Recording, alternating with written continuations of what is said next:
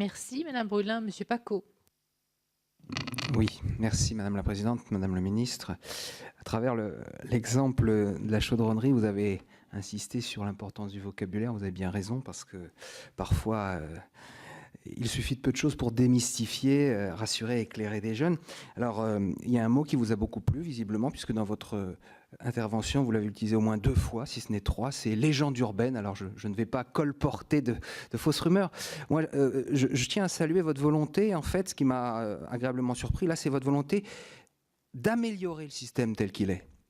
Alors, bon, effectivement, on est parti de quelque chose qui ne peut qu'être amélioré, qui a des atouts, mais aussi certainement des choses à affiner.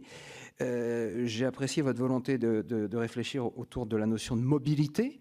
Alors c'est sûr qu'en ce qui concerne l'outre-mer, c'est encore plus compliqué, mais c'est pas parce que c'est compliqué qu'il ne faut pas y penser, bien sûr.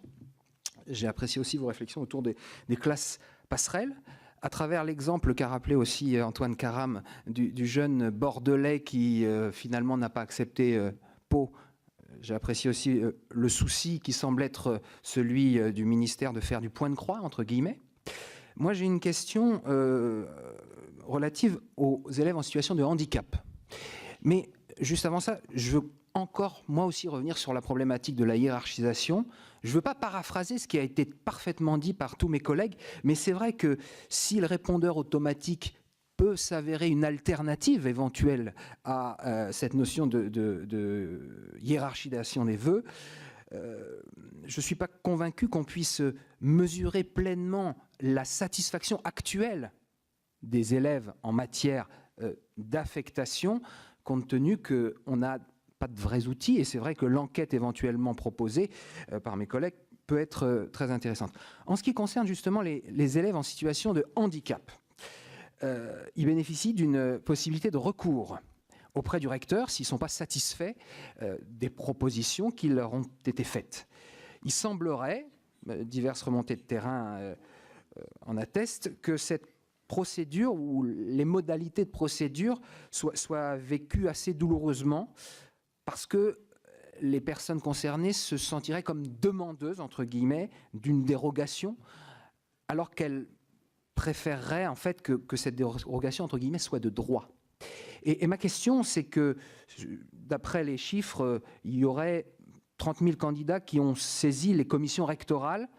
Est-ce que vous avez un chiffre précis concernant les étudiants en situation de handicap?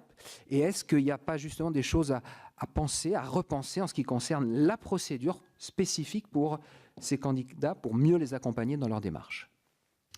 Merci Monsieur Pacaud. Je voudrais terminer, parce que je pense que j'ai à peu près tout abordé sur la question du handicap. La question du handicap, c'est un vrai sujet dont on a beaucoup discuté, à la fois avec la secrétaire d'État en charge, mais aussi avec beaucoup d'associations de jeunes handicapés ou de parents de jeunes handicapés, etc. La vraie question du handicap, c'est que la proposition qu'on a faite, mais évidemment on peut en discuter et on peut en reparler, c'est de dire, si le jeune le souhaite, il peut l'indiquer, puisqu'il y a un lieu d'expression libre, et donc c'est son choix d'indiquer qu'il est handicapé, et donc évidemment, à ce moment-là, c'est pris en compte. Si par contre, il ne souhaite pas a priori le dire, parce qu'il veut juste voir qu'est-ce qu'il a comme réponse, alors il ne le dit pas a priori, mais par contre, si à un moment il estime qu'il doit demander à être accompagné d'une façon particulière, il peut le faire. Je sais que c'est pas la méthode idéale. Voilà, c'est la méthode qu'on a co-construite à la fois avec Sophie Cluzel et avec les associations, qui respectent à la fois le droit de dire que je suis handicapée, mais aussi le droit de ne pas être considéré a priori comme handicapé. C'est un sujet qui est extrêmement sensible. On a essayé là aussi de trouver une forme d'équilibre, mais évidemment on peut, si vous pensez qu'il y a des choses qui peuvent s'améliorer, voilà, c'est évidemment un sujet qui est extrêmement important. On a évoqué ça aussi très souvent avec Dominique Gillot. Enfin, voilà. Si on trouve de meilleures solutions pour faire que ça fonctionne, évidemment, on le fera.